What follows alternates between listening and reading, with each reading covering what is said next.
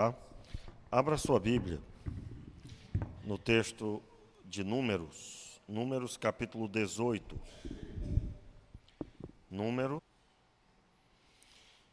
Quero ler com os irmãos a partir do verso 24.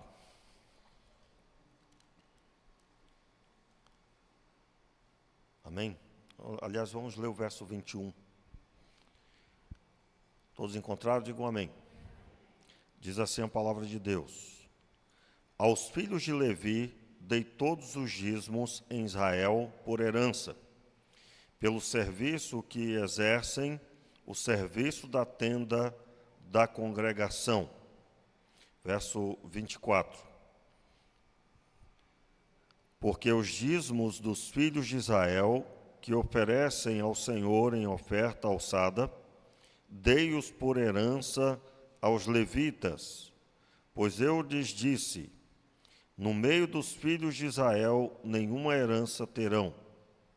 Vamos ler os versos seguintes, verso 25, disse o Senhor a Moisés: também falarás aos levitas e lhes dirás: quando receberdes os dízimos dos filhos de Israel, que da parte deles vos dou como herança, deles trareis uma oferta ao Senhor, o dízimo dos dízimos. Vamos repetir aí o final. O dízimo dos dízimos. Versículo 28. E depois o verso 30. Assim também trareis ao Senhor uma oferta de todos os vossos dízimos, que receberdes dos filhos de Israel. Desses dízimos dareis a oferta ao Senhor, ao sacerdote Arão. Verso 30. Vamos ler direto, né? Verso 29 e 30. De todas as dádivas que receberdes, trareis a oferta ao Senhor, do melhor delas, da sua santa parte. Dize aos levitas: quando oferecerdes o melhor dos dízimos, será para vós como a novidade da eira e como novidade do tanque que prensa uvas. Vamos orar? Meu Pai, tenha misericórdia, nos abençoe, nos dê a compreensão da Tua palavra e que nós tenhamos, Pai, edificação nessa hora, no nome de Jesus. Amém e amém. Nós estamos há um bom tempo falando, de forma intercalada, né, sobre os fundamentos dos dízimos e ofertas no Antigo Testamento, e é claro, nós vamos percorrer também o Novo Testamento no tempo devido. E acredito que os irmãos têm acompanhado. Para aqueles que estão ouvindo pela primeira vez, nós temos uma playlist no canal da igreja com todas as mensagens desde o começo. Nós iniciamos no texto de Gênesis, quando lemos sobre a primeira oferta que foi apresentada. Os irmãos devem lembrar quem foi que fez a primeira oferta, lembra? Quem lembra? Quem foi que fez? Foi o próprio Deus. O primeiro sacrifício, na verdade, foi o próprio Deus. E fez para quê? Para cobrir a nudez de Adão e Eva. Ele fez vestimentas de pele de animal e para isso ele teve que imolar os animais, matar os animais. Nós costumamos dizer que o primeiro sacrifício foi Deus que fez e o último e definitivo também foi Deus que fez, que foi o seu Filho Jesus Cristo, né? É uma pergunta bem interessante para fazermos, não é? Quem foi que matou Jesus? Quem sacrificou Jesus? Quem matou já nos leva a pensar nos judeus, né? Naquele momento foram eles que conduziram Jesus à cruz. Na verdade, quem conduziu Jesus à cruz foram os nossos pecados, não foram nem os judeus, no sentido de que ali não era a nação de Israel, mas os pecadores apresentando-se, mostrando as suas iniquidades. Quando o texto de Isaías diz que foi as nossas iniquidades que o conduziram, que pelas nossas pelos nossos pecados ele foi morto, em resumo. Todos os pecados possíveis estavam ali manifestos em seu julgamento, desde o momento que foi vendido por 30 moedas, até o momento em que é julgado por Pilatos, e a escolha do povo por Barrabás, tudo ali estava manifestando os nossos pecados, os pecados dos homens. Não é uma nação que pecou, mas é o ser humano que estava ali. Muito bem, diante dessa observação, nós estamos percorrendo os textos, observamos o segundo texto, é o texto que Abel e Caim oferecem a oferta ao Senhor, só um é aceito. Percorremos esse texto. Depois, Gênesis 14, o momento em que a palavra dízimo é citada a primeira vez, que é quando Abraão oferece ao sacerdote Melquisedeque o dízimo. Percorremos esse texto. Depois fomos caminhando até chegarmos ao momento da conversão de Jacó. Ele promete dar o dízimo de tudo se o Senhor o conduzisse. Na verdade, ele está dizendo que serviria ao Senhor ali, e fazendo parte desse serviço ao Senhor, estaria a entregar o dízimos de tudo que ele recebesse. Aí, então, finalmente chegamos no período da lei, onde um dos textos principais é o texto de Levítico 27, ali investimos um tempo ministrando sobre o assunto, quando lá é declarado que aquilo que for entregue como dízimo não pode ser resgatado. O dízimo é santo ao Senhor. O texto de Levítico 27 vai citar uma série de ofertas, de primícias até, que poderiam ser entregues ao Senhor, e por algum motivo a pessoa quisesse ter de volta aquilo. Então ela deveria resgatar. E o resgate, ele tinha um valor superior àquilo que estava sendo oferecido. Os irmãos devem lembrar, quem lembra aqui, quanto é que tinha que dar a mais? Quem lembra? Alguém lembra? Vou pregar tudo de novo, né? Vou pregar tudo de novo hoje, né? Lembra quanto que tinha que entregar mais para resgatar um animal? Você oferecia um animal ao Senhor, mas você queria resgatá-lo. Quantos por cento tinha que ter a mais ali?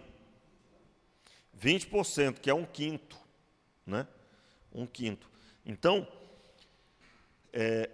a mensagem que está lá é, em outras palavras, entregou, está entregue.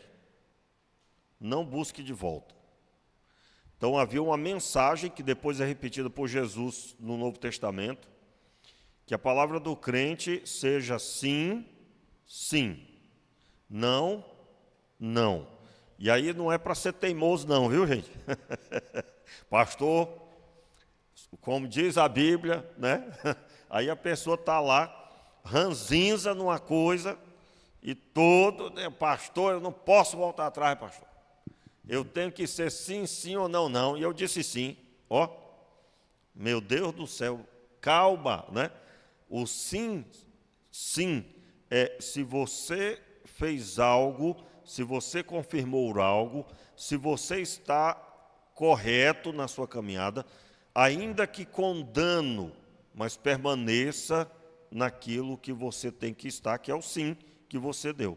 E se é o não, também não seja flexível ao ponto de voltar atrás e mudar ao ponto de desobedecer. Então, é quanto à obediência. Muito bem. Então, agora, no texto que nós lemos, estamos prosseguindo na ordem dos textos, e é o texto de capítulo 18, que nós lemos a partir do verso 21. Aqui vem o fundamento que nós utilizamos, aonde, por exemplo, os missionários devem se dedicar totalmente à obra missionária. Não que seja proibido trabalhar, mas nós batistas trabalhamos como igreja visando sempre dar condições da obra. E assim também os pastores. A maior parte dos pastores da nossa denominação são tempo integral na obra. O motivo é simples de compreender. A dedicação às pessoas requer tempo. Então, a pessoa que precisa de acompanhamento, precisa de algum auxílio, ela precisa, então, ali, a pessoa que acompanha precisa ter tempo. Não é uma realidade absoluta, isso não é uma regra que é indispensável, porque, é claro, se não há condições, e assim deve o obreiro, o pastor, buscar o sustento de sua casa se não há condições ali no local que ele pastoreia. Essa realidade é fruto da interpretação do Antigo Testamento, quando na organização do templo havia uma tribo totalmente dedicada para as coisas do templo. E no caso aqui é o tabernáculo. Depois se repete isso quando Salomão constrói o templo. Eu gostaria de reler com os irmãos aí o versículo que nós estamos no capítulo 16, capítulo 18, desculpa, especificamente o verso 21. Aos filhos de Levi dei todos os dízimos em Israel por herança, pelo serviço que exercem, o serviço da tenda da congregação. Aí o texto, depois, no versículo 21 foi o que lemos, depois no verso 24 explica mais, porque os dízimos dos filhos de Israel que oferecem ao Senhor em oferta alçada, dei-os por herança aos levitas, pois eu lhes disse, no meio dos filhos de Israel nenhuma herança terão. O que se refere a essa herança aqui? Primeiro, nós temos que entender que herança é essa. Essa herança é aquela herança prometida por Deus ao povo de Israel quando eles saíram do Egito. Vocês vão receber a terra de Canaã por herança. Quando eles chegam na terra de Canaã, a tribo de Levi, especificamente, ela não recebeu a possessão de terras. Por quê? Porque ela não teria o trabalho normal, como todas as outras, de ter os seus rebanhos, suas plantações. Claro, eles teriam terras para morar, mas não com a visão de viver voltado 24 horas por dia para a vida comum. Eles teriam agora que se dedicar às coisas do tabernáculo e, como eu disse, depois o templo. Então, vocês não terão herança, não terão propriedade como eu dei às outras tribos. As tribos receberam a distribuição de terras, essa distribuição de terras foi de forma igual para todas as tribos, e, é claro, a tribo de Levi recebe o suficiente para morar, não para produzir rebanhos, para produzir plantações e ter os seus rebanhos e viver para eles. Quero fazer aqui uma observação de que, é claro, havia sim rebanhos cuidados pela tribo de Levi, mas com o objetivo do templo. Então, eu posso dizer que também isso era algo absolutamente simples de fazer comparado às outras tribos, mas não com o objetivo comercial de produzir recurso e de prosperar. Qual o ensino que nós temos aqui? Nós temos o ensino de que aquilo que nós fazemos hoje tem uma raiz, tem um princípio. Você imagina um sacerdote, se ele tivesse que se dedicar o dia todo à plantação ao seu rebanho, como eram as outras tribos, e como que ele estaria disponível para sacrificar ao Senhor mediante as pessoas trazerem seus sacrifícios. Aliás, eu recomendo muito a leitura do texto de Levítico para você entender a dimensão do que era o templo, as tarefas, o dia a dia do sacerdote. Literalmente podia ser o dia todo sacrificando ao Senhor, o dia todo. Aliás, há momentos que isso se intensifica, principalmente quando na inauguração do tabernáculo e principalmente na inauguração do templo no período de Salomão. Se você vê, por exemplo, a quantidade de sacrifícios que foram feitos, todos foram feitos pelos sacerdotes com o apoio da tribo de Levi. Recomendo demais você observar, por exemplo, as bacias que eram utilizadas, os tanques que foram feitos, inclusive todos os utensílios do templo foram com bronze pesado. O bronze foi pesado, eles sabiam a quantidade de bronze. Mas quando chegou nos tanques de água, que eram feitos de bronze e tinham ali toda uma estrutura de esculturas de animais, né, para sustentar ele em formato ornamental, não se pesou o bronze, de tanto bronze que foi necessário. Em outras palavras, é tanto que não vamos nem pesar. Em outras palavras, é o que o texto está dizendo. Eram tanques para milhares de litros de água. Por quê? Porque os sacrifícios requeriam uma constância utilização de água para limpar tudo, para lavar tudo. Senão, meus irmãos, seria uma coisa fora do comum a sujeira que existiria. Aliás, não é o nosso assunto, mas se você for ler a lei falando sobre limpeza, você vai perceber que o povo de Israel, ele tinha orientação da parte de Deus para proceder com a limpeza sempre em dia. Limpeza das casas, para você ter uma ideia, até hoje, né, na tradição judaica, do judaísmo, eles se baseiam nos textos do Antigo Testamento.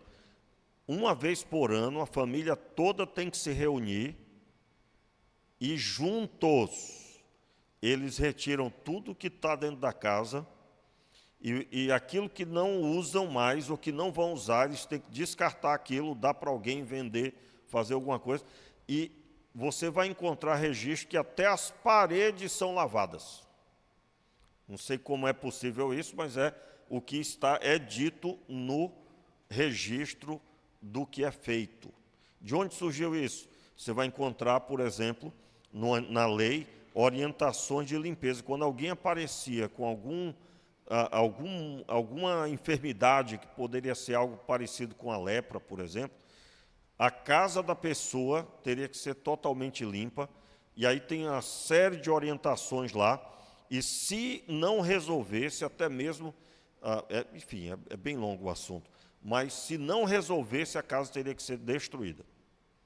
Isso em último caso. Aí eu não vou entrar em detalhes, porque é muito assunto, mas em resumo, são princípios de limpeza, até mesmo para as necessidades fisiológicas. O povo de Israel estava caminhando aonde? No deserto, né? A lei tem orientação até para isso. E se você for buscar informação a respeito disso, você vai ficar maravilhado com o que Deus orientava o povo. Aliás, até hoje, um dia eu vou saber isso pessoalmente, mas o registro que eu já ouvi dos bairros judaicos em Jerusalém e dos bairros de outros povos, também na cidade de Jerusalém, no caso do islamismo, pessoas do Islã, a diferença da limpeza é muito grande. Os bairros judaicos absolutamente limpos, organizados. De onde surgiu isso? De todo o ensino que é carregado ainda hoje no judaísmo. E, é claro, eu quero dar destaque que o judaísmo tem o seu fundamento na lei. Por isso que eu estou dando essa ênfase. Então, de onde surgiu, voltando para o nosso assunto, de onde surgiu esse ensino que nós utilizamos na nossa igreja? Um dos textos principais é esse. Quando lemos Levítico 27, o ensino maior que está lá é que o dízimo não se negocia, não se resgata, é santo ao Senhor. É santo ao Senhor.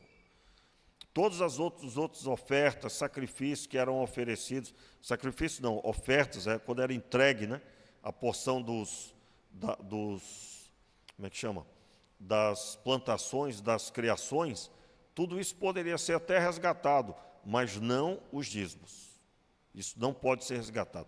é santo ao Senhor. Aí vem o princípio que nós abordamos aqui, de que nós não, irmãos, não existe essa história de nós conversarmos com Deus e Ele me entende. É santo ao Senhor, não é nem meu, não é nem meu. Não tem uma história assim, não, mas Deus, eu sei que Deus me ama e compreende. Nós não podemos confundir o amor de Deus com a compreensão para com algo que Ele mesmo já disse que não é. Deus não muda porque Ele nos compreende. Nós é que temos que mudar porque compreendemos ao Senhor. E aí, continuando para encerrar, o versículo que eu quero ler agora, o versículo seguinte, nós lemos o verso 24, o versículo 26, novamente eu quero ler. Também falarás aos levitas e lhes dirás, quando receberes os dízimos dos filhos de Israel, que da parte deles vos dou como herança, deles trareis uma oferta ao Senhor. Aí está escrito, o dízimo dos dízimos. Com isso a gente responde, né? Não é a pergunta dos irmãos certamente, mas conta a história que um pastor um dia chegou para um outro pastor, que era o seu superior, e ele disse, numa organização de pastores, né? Tinha um pastor presidente, aí ele disse, olha pastor, eu não vou dar mais o dízimo porque eu sou pastor, eu já estou na obra, eu sou um levita. Aí, desculpa a risada, mas ficou muito engraçado lá na hora que eu ouvi, né? Aí o outro ouviu e disse, sim, é, tá bom. Ou seja, os pastores, os missionários devem dar o dízimo, só é ler esse texto, né? Só é ler esse texto. Ele recebe o sustento. O dízimo vem do quê? Daquilo que eu recebo para o meu sustento. Não é porque eu sou este ou aquele, porque eu sou pastor, missionário, diácono, não importa. Não importa. Mas eu já tenho dado muito dinheiro para a obra. Meu irmão, se você está medindo, você não deveria nem ter dado, né? Porque, meus irmãos, nada que fazemos alcança o que recebemos. Nada. Você pode dar tudo que você tem, você não vai alcançar nem a sombra do que você recebeu. Primeiro, que dinheiro não pode alcançar a vida, não pode pagar a vida, até hoje, né? Dinheiro não pode pagar. Dinheiro pode pagar um certo conforto, um plano de saúde, mas não compra a cura da enfermidade. Você não paga e a doença vai embora. Não é, irmão? Senão ficava fácil, você ia fazer um empréstimo, dependendo do, né? Está aqui doença, agora pode sair. Né? Está paga aqui, ó. Não é assim que funciona, né? Na pandemia nós ouvimos um dos casos mais fortes que eu ouvi, por exemplo, era de um dono de um banco, uma multinacional, um banco, né? O banco está em todo o mundo, que tinha ele, o proprietário, sócio majoritário do banco X, banco fulano de tal, ele falando que com tanto dinheiro ele não podia comprar o que era dado de graça, que era a respiração. Não é? Isso marcou fortemente quando eu ouvi isso. E ele morreu. Ele não resistiu. Mas tinha dinheiro. Então, o dinheiro pode dar certo conforto, mas não pode pagar a saúde. Não pode fazer com que você fique com saúde, porque, dependendo da situação, tem dinheiro que paga, tem tratamento que resolva, não é? E também não é uma troca. Está aqui doença, sai agora, né? Não é assim. Então, nesse texto, nós encontramos que quem recebe o sustento, fruto dos dízimos, também deve ser dizimista. Versículo 26 que lemos. Para encerrar o verso 28, assim também trareis ao Senhor uma oferta de todos os vossos dízimos que recebeis dos filhos de Israel, desses dízimos dareis oferta ao Senhor, ao sacerdote Arão. Aí vem a outra pergunta, né? Pastor, a gente deve dar o dízimo? Deve dar o dízimo. E oferta, deve dar oferta? Está aqui o texto, que também responde, né? O missionário, o pastor, todo mundo, não importa. Pastor, mas eu já tenho dado tanto, eu tenho que dar mais ainda. Não, irmãos, não é assim que funciona. Você recebe sustento do mesmo jeito. Aí eu estou falando para os pastores e para os missionários. Você recebe sustento do mesmo jeito. E assim como eu devo entregar oferta ao Senhor, eu entrego também os dízimos ao Senhor. Ou os dízimos, entrego também oferta ao Senhor. O versículo 30, o último texto que nós lemos, o versículo 30 especificamente, diz assim: Dize aos levitas, quando ofereceres o melhor dos dízimos, será para vós como a novidade da eira e como a novidade do tanque de prensar uvas. Ou seja, quando você for entregar ao Senhor, você vai entregar o melhor, semelhante a quem entrega o melhor do resultado das vinhas. O melhor será o melhor. Pastor, mas como é que entrega o melhor? São as melhores notas, né? Essas notas aqui estão mais novas, porque mudou, né, irmãos? Mas vamos entender a linguagem aqui. Esses dízimos que eram entregues, na maior parte das vezes era em cereais, na maior parte das vezes era em animais. Então, o texto está se referindo a isso. Você não vai entregar os animais mais feios, você não vai entregar os grãos mais velhos, os grãos que já estão ficando esquisitos, vamos dizer assim. Você vai entregar o melhor do que você recebeu. Então, são 3 perguntas que são respondidas aí. Quem recebe dos dízimos é sustentado pelos dízimos. Os missionários, os pastores, de uma forma geral, eles também dão dízimo, eles também dão oferta, e eles devem dar o melhor que eles podem dentro da linguagem da primícia. A melhor utilização que eu encontrei para entregar o melhor é você entregar primeiro os dízimos. Eu pratico isso, procuro praticar isso sempre, todos os meses, antes de fazer qualquer coisa, para mim, para minha família, primeiro entrego os dízimos ao Senhor e as ofertas. Primeiro de tudo, é uma forma de dizer, primeiro Deus, depois farei, então, para mim, para minha casa. Ok? Então, esse ensino se carrega baseado nesse texto também, principalmente nesse texto.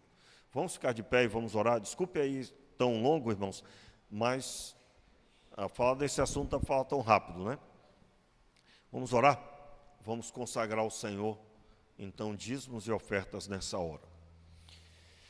Meu Pai, nós oramos pedindo que o Senhor quebre o nosso coração, toda dureza, toda avareza, toda situação que se formou, que ainda está presente em nós, que só o Senhor sabe, porque muitas vezes falamos que vai tudo bem e não vai. Nós não conhecemos a nós mesmos, sabemos que o nosso coração esconde muitas coisas, nós não queremos enxergar às vezes, ou não conseguimos enxergar. E nós te pedimos, Pai, que o Senhor mude a nossa vida, que o Senhor transforme o nosso coração e que o Senhor nos conduza, Senhor, à profundidade da fé.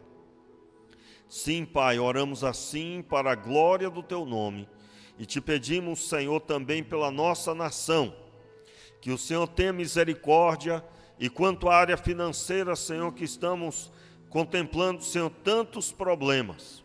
Nós te pedimos misericórdia, Senhor, misericórdia, ó Deus, sobre a nossa nação, sobre os nossos governantes, sobre toda esta geração, Senhor, que estamos atualmente.